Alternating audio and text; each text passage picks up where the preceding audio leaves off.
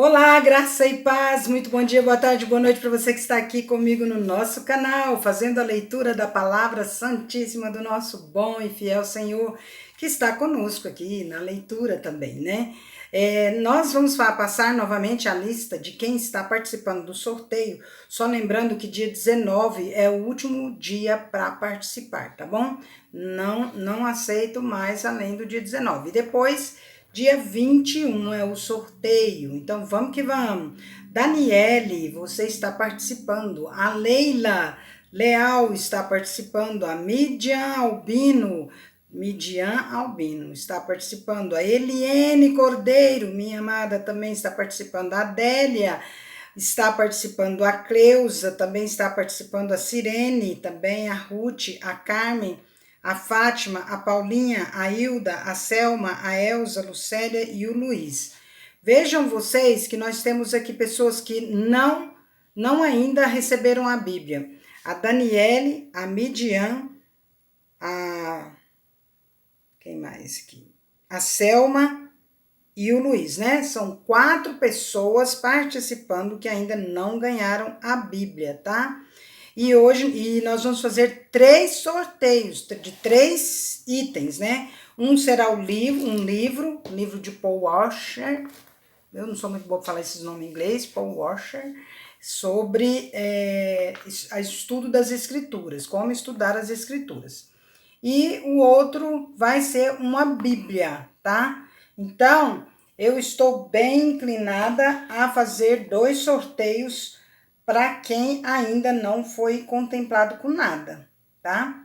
E aí, nós vamos ver como que vamos fazer esse sorteio aqui. Deus vai direcionando, Deus vai direcionando. Vamos para a leitura. Fevereiro, dia 15, Êxodo, capítulo 39, do versículo 1 até o capítulo 40, versículo 38, quando encerraremos a leitura do livro de Êxodo. Então, vem comigo para a leitura.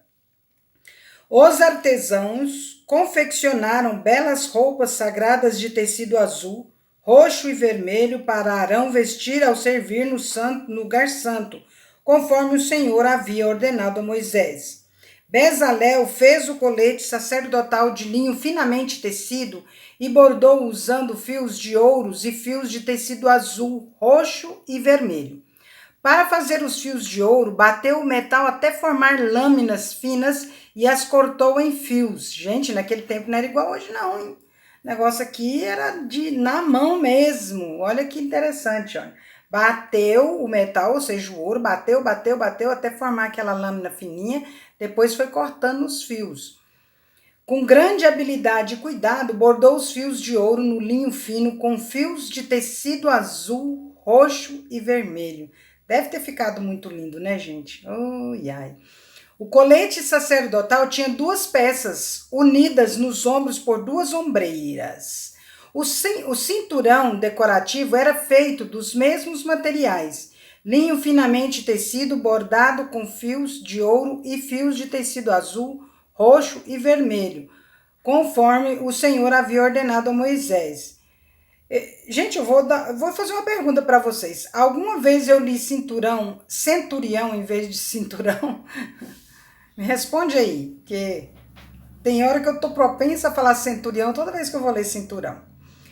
2 pedras de ônix foram presas em suportes de filigranas de ouro. Nas pedras tinham sido gravadas os nomes das tribos de Israel, da mesma ordem que se grava um selo. Bezalel prendeu as pedras às ombreiras do colete como recordação de que o sacerdote representa os israelitas. Tudo isso foi feito conforme o Senhor havia ordenado a Moisés. Bezalel fez o peitoral com grande habilidade e cuidado. Confeccionou-o de modo que combinasse com o colete sacerdotal usando linho finamente tecido, bordado com ouro e com fios de tecido azul, roxo e vermelho. Fez o peitoral de uma só peça dobrada de tecido, formando um bolso quadrado com 22,5 centímetros de lado. Fixou no peitoral 4 fileiras de pedras preciosas. A primeira fileira tinha um rubi, um topázio e um berilo. A segunda fileira era composta de uma turquesa, uma safira e uma esmeralda. A terceira fileira era composta de um jacinto, uma ágata e uma ametista. A quarta fileira tinha um crisólito, um ônix e um jaspe. Todas essas pedras eram presas a suportes de filigranas de ouro. Cada pedra representava um dos 12 filhos de Israel e trazia gravado o nome da tribo correspondente como em um selo. Para prender o peitoral ao colete sacerdotal, fizeram correntes de fios trançados de ouro puro. Fizeram também 2 suportes de filigranas de ouro e 2 argolas de ouro que foram presas aos cantos superiores do peitoral. Amarraram as 2 correntes de ouro nas 2 argolas do peitoral. Amarraram as outras pontas das correntes aos suportes da filigrana de ouro sobre as ombreiras do colete. Em seguida, fizeram mais 2 argolas de ouro e as prenderam às bordas interiores do peitoral junto ao colete. Fizeram outras 2 argolas de ouro e as prenderam à parte da frente do colete, abaixo das ombreiras e logo acima do nó que amarrava o cinturão decorativo do colete. Prenderam as argolas inferiores do peitoral às argolas do colete com cordões azuis para que o peitoral ficasse firmemente preso ao colete acima do cinturão. Tudo isso foi feito conforme o Senhor havia ordenado a Moisés. Bezalel fez de uma só peça de tecido azul o manto que é usado com colete sacerdotal, com uma abertura no meio da peça para a cabeça de Arão. Gente, Bezalel foi um homem que foi separado por Deus para fazer isso juntamente com esqueci o nome do outro. Eu falei ontem, né? Mas interessante que meu filho ontem fez uma reflexão no canal dele e colocou isso, que a gente está lendo a respeito desses homens que foram separados com talentos especiais para fazer isso aqui. Nós também temos os nossos talentos e muitas vezes não usamos na obra do Senhor, né? Então, ele falou, vai lá no canal dele, Timóteo, com TH no final, Timóteo Batista, e participe lá com ele dessa devocional. É uma bênção. E eu tenho acompanhado todos os dias. E é muito interessante a gente olhar para isso aqui, ver que Deus nos dá talentos que muitas vezes nós não usamos para o reino dele, né? Então, vamos lá. A abertura foi reforçada com uma gola para que não se rasgasse. Fizeram romãs de fios de tecido azul, roxo e vermelho e as prenderam à borda do manto. Fizeram também sinos de ouro puro e os prenderam entre as romãs à borda do manto, intercalando sinos e romãs por toda a volta da borda. Esse manto deveria ser usado sempre que o sacerdote realizasse seu serviço, conforme o Senhor havia ordenado a Moisés. Confeccionaram para Arão e seus filhos túnicas de linho fino. O turbante especial e os outros turbantes também foram confeccionados de linho fino, e as roupas de baixo foram feitas de linho finamente tecido. Nossa, gente, linho é difícil, hein, de cuidar, não é verdade? Imagina naquele tempo, que era puríssimo, né? Os cinturões foram feitos de linho finamente tecido e bordados com fios de tecido azul, roxo e vermelho, conforme o Senhor havia ordenado a Moisés. Fizeram de ouro puro a tiara sagrada e o emblema de santidade. Gravaram nela, como em um selo, as palavras santo para o Senhor. Prenderam a tiara com um cordão azul à parte da frente do turbante de Arão, conforme o Senhor havia ordenado a Moisés. Assim, a construção do tabernáculo, a tenda do encontro, foi concluída. Os israelitas fizeram tudo conforme o Senhor havia ordenado a Moisés. Então apresentaram a Moisés o tabernáculo completo, a tenda com toda a sua mobília, os colchetes, as armações, os travessões, as colunas e as bases. As coberturas da tenda feitas de peles de carneiro tingidas de vermelho e couro fino, a cortina interna que protegia a arca da aliança e as varas para transportá-la, a tampa da arca, que é o lugar de expiação, a mesa e todos os seus utensílios, os pães da presença, o candelabro de ouro puro com suas lâmpadas simétricas, todos os seus acessórios e o óleo de oliva para a iluminação, o altar de ouro, o óleo da unção e o incenso perfumado, a cortina para a entrada da tenda, o altar de bronze com a grelha de bronze, as varas para transportá-lo e seus utensílios, a bacia de bronze e seu suporte, a cortina para as divisórias do pátio, as colunas e suas bases, a cortina para a entrada do pátio, as cordas e as estacas, todos os utensílios a serem usados durante as cerimônias no tabernáculo, a tenda do encontro, as roupas finamente confeccionadas para os sacerdotes vestirem enquanto estiverem servindo no lugar santo, as roupas sacerdotais sagradas de Arão e as roupas que seus filhos fizeram durante o serviço.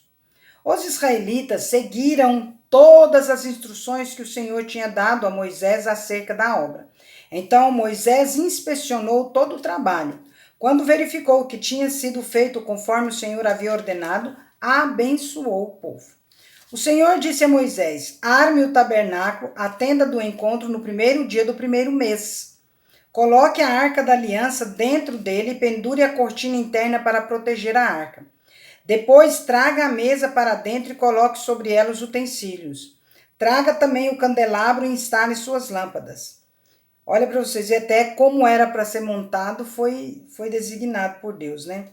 Ponha o altar de ouro para o incenso diante da arca da aliança e pendure a cortina à entrada do tabernáculo.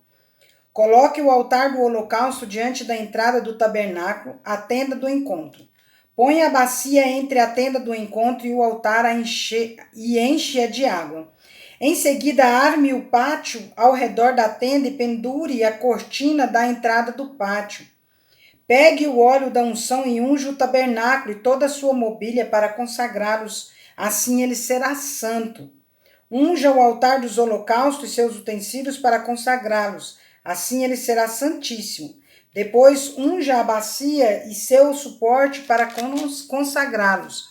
Traga Arão e seus filhos até a entrada da tenda do encontro e lave-os com água, vista Arão com as roupas sagradas, unja-o e consagre-o para que me sirva como sacerdote. Traga os filhos de Arão e vista-os com as túnicas. Unja-os como ungiu o pai deles, para que também me sirvam como sacerdotes.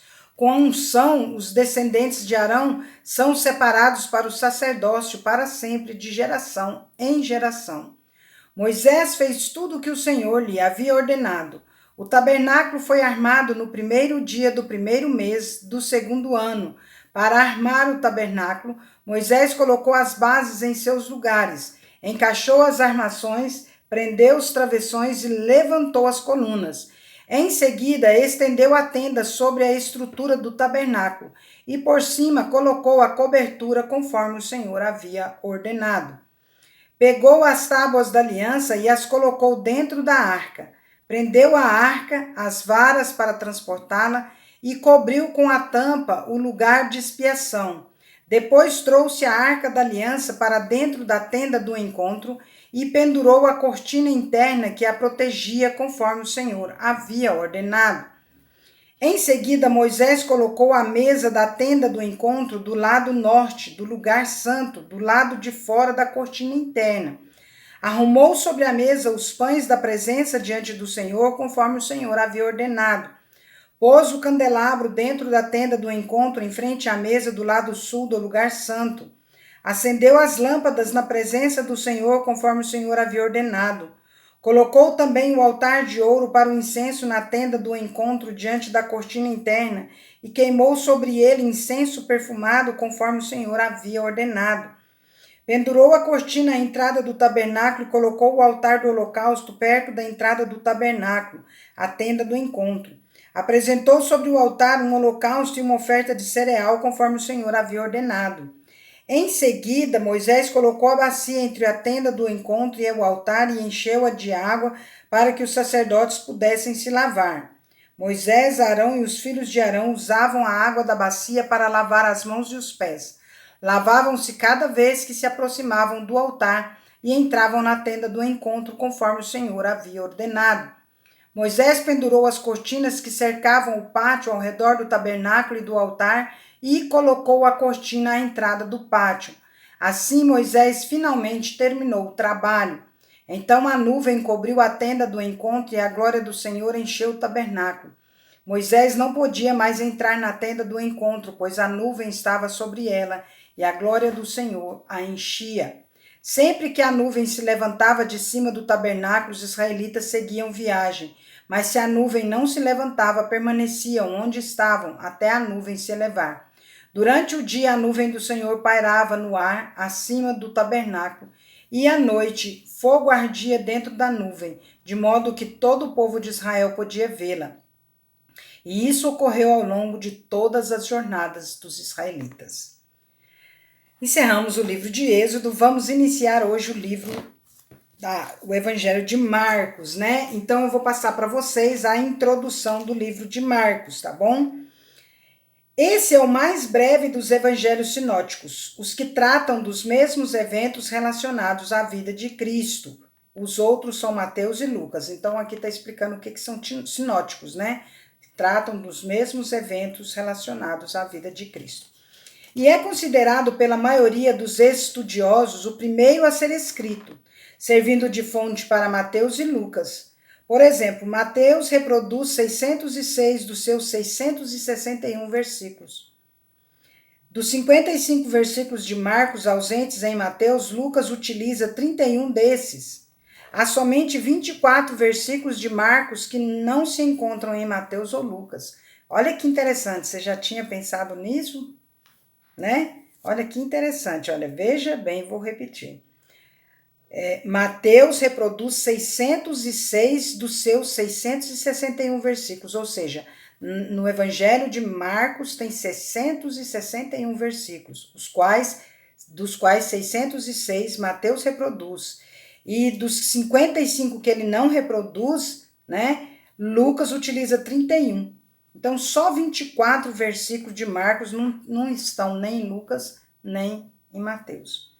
O consenso dos estudiosos é que Marcos foi escrito a cristãos que viviam em Roma.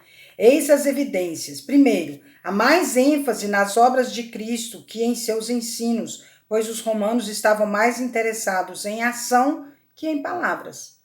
Marcos registra 18 milagres, mas apenas 4 parábolas e 2 discursos. Segundo, Jesus é um servo sempre em atividade, Marcos 10, 45. Os romanos estavam interessados em ação, não em genealogia. Jesus é descrito como ocupado, deslocando-se de um lugar para o outro, curando, libertando, pregando e ensinando. O advérbio eltis, imediatamente, logo, então. O advérbio eltis significa imediatamente, logo e então. E esse advérbio ocorre mais de 40 vezes. Terceiro, termos e costumes judaicos são explicados no capítulo 5, 41, 7, 3 e 4, no 7, 11, no 14, 12. 4. Foram usadas várias palavras em latim, a língua dos romanos, no capítulo 5, versículo 9, 12, versículo 15, 40 e 42, no capítulo 15, versículo 16 e 39. E em quinto lugar, usou-se a contagem de tempo romano, no capítulo 6, 48 e 13, 35. A mensagem central de Marcos gira em torno do Evangelho de Jesus Cristo, Filho de Deus, capítulo 1, versículo 1. O conteúdo do Evangelho é Jesus Cristo, sua vida, obra, morte, ressurreição, governo e segunda vinda. Ele é o próprio Evangelho. Marcos destaca que Jesus é plenamente homem, tem um nome pessoal, é o ungido de Deus e é plenamente divino, Filho de Deus. Então, tem um nome pessoal, que é Jesus, é ungido de Deus, que é Cristo, e é plenamente divino, Filho de Deus. Amanhã a gente fala sobre a autoria e data. Vamos agora? Continuando? Este é o princípio das boas novas a respeito de Jesus Cristo, Filho de Deus. Iniciou-se como o profeta Isaías escreveu: Envio o meu mensageiro adiante de ti e ele preparará teu caminho. Ele é uma voz que clama no deserto: Prepare o caminho para a vinda do Senhor. Abram a estrada para ele. Esse mensageiro era João Batista. Ele apareceu no deserto pregando o batismo como sinal de arrependimento para o perdão dos pecados. Gente de toda a Judéia, incluindo os moradores de Jerusalém, saíam para ver e ouvir João. Quando confessavam seus pecados, ele os batizava no Rio Jordão. João vestia roupas tecidas com pelos de camelo, usava um cinto de couro e alimentava-se de gafanhotos e mel silvestre. João anunciava: depois de mim virá alguém mais poderoso que eu, alguém tão superior que não sou digno de abaixar e desamarrar as correias de suas sandálias. Eu os batizo com água, mas ele os batizará com o Espírito Santo. Certo dia, Jesus veio a Nazaré da Galiléia e João o batizou no Rio Jordão. Enquanto saía a água, viu o céu se abrir e o Espírito Santo descer sobre ele como uma pomba. E uma voz do céu disse: Você é meu filho amado, em quem tenho grande alegria. Em seguida, o Espírito conduziu Jesus ao deserto, onde ele foi tentado por Satanás durante 40 dias. Estava entre animais selvagens e anjos o serviam.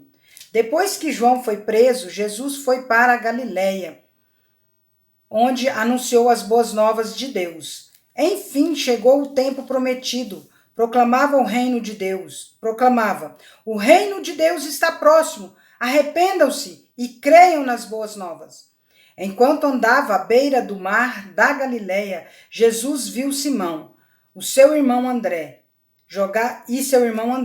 Jogavam redes ao mar, pois viviam da pesca. Jesus lhes disse: Venham, sigam-me, e eu farei de vocês pescadores de gente. No mesmo instante, deixaram suas redes e o seguiram. Aqui mudaram para gente, né, o que é homens, porque homens era generalizado, e hoje a gente tem uma pequena complicação para dizer homens no sentido generalizado. Pouco mais adiante, Jesus viu Tiago e João, filhos de Zebedeu, consertando redes num barco. Chamou-os de imediato e eles também o seguiram, deixando seu pai, Zebedeu, no barco com os empregados. Jesus e seus discípulos foram à cidade de Cafarnaum. Quando chegou o sábado, entrou na sinagoga e começou a ensinar. O povo ficou admirado com seu ensino, pois ele falava com verdadeira autoridade, diferentemente dos mestres da lei. De repente, um homem ali na sinagoga, possuído por um espírito impuro, gritou: Por que veio nos importunar, Jesus de Nazaré? Veio para nos destruir? Sei quem é você, o Santo de Deus. Cale-se, repreendeu Jesus. Saia deste homem. Então o espírito impuro soltou um grito, sacudiu o homem violentamente e saiu dele. Todos os presentes ficaram admirados e começaram a discutir o que tinha acontecido. Que ensinamento novo é esse? Perguntavam. Como tem autoridade? Até os espíritos impuros obedecem às ordens dele? As notícias a respeito de Jesus se espalharam rapidamente por toda a região da Galiléia. Salmo 35, de 1 a 16. Ó Senhor, defende-me dos que me acusam. Luta contra os que lutam contra mim. Põe tua armadura e toma teu escudo. Prepara-te para a batalha e vem me socorrer. Levanta a tua lança e teu dardo contra aqueles que me perseguem. Que eu te ouça dizer, eu lhe darei vitória. Sejam derrotados e humilhados os que procuram me matar. Recuem envergonhados os que planejam me prejudicar. Sopra-os para longe como palha ao vento, e que o anjo do Senhor os disperse. Torna o caminho deles escuro e escorregadio, e que o anjo do Senhor os persiga. Não lhes fiz mal algum, mas eles me prepararam uma armadilha sem motivo. Sem motivo abriram uma cova para me pegar. Portanto, que venha sobre eles destruição repentina. Sejam pegos na armadilha que me prepararam. Sejam destruídos na cova que abriram para mim. Então me alegrarei no Senhor. Exultarei sobre ele. Exultarei porque ele me salva. Eu louvarei com todos os ossos de meu corpo. Senhor, quem se compara a ti? Quem além de ti resgata o indefeso das mãos do forte? Quem protege o pobre e o humilde daqueles que os exploram? Testemunhas maldosas depõem contra mim e me acusam de crimes que não cometi. Pagam-me o bem com o mal. Estou desesperado. Quando eles ficavam doentes, eu lamentava. Humilhava-me com jejuns por eles, mas minhas orações não eram respondidas. Como se fossem meus amigos ou familiares, eu me entristecia, como se lamentasse por minha própria mãe. Mas agora, em minha aflição, eles se alegram triunfantes, juntam-se contra mim. Pessoas que nem conheço me atacam, agridem-me sem cessar, zombam de mim e me insultam, rosnam e me mostram os dentes. Provérbios 9, versículo 11 e 12. A sabedoria multiplicará seus dias e tornará sua vida mais longa. Se você se tornar sábio, o benefício será seu. Se desprezar a sabedoria, sofrerá as consequências. Oh, Deus maravilhoso, que nos ensina dia a dia através da palavra dele, é ou não é verdade? Então, meus queridos, finalmente, irmãos, tudo que é verdadeiro, tudo que é respeitável, tudo que é justo, tudo que é puro, tudo que é amável, tudo que é de boa fama, se alguma virtude há e se algum louvor existe, seja isso que ocupe o vosso pensamento em nome de Jesus. Amém? Então, que Deus abençoe seu dia, que Deus abençoe essa semana, o final dela, que tudo corra maravilhosamente bem sobre a sua casa, sobre a sua vida. Em nome de Jesus. Amém? Deus é justo e bom, Deus é bom e justo, Deus é fiel e bom, Deus é fiel, justo e bom. Amém? Vamos?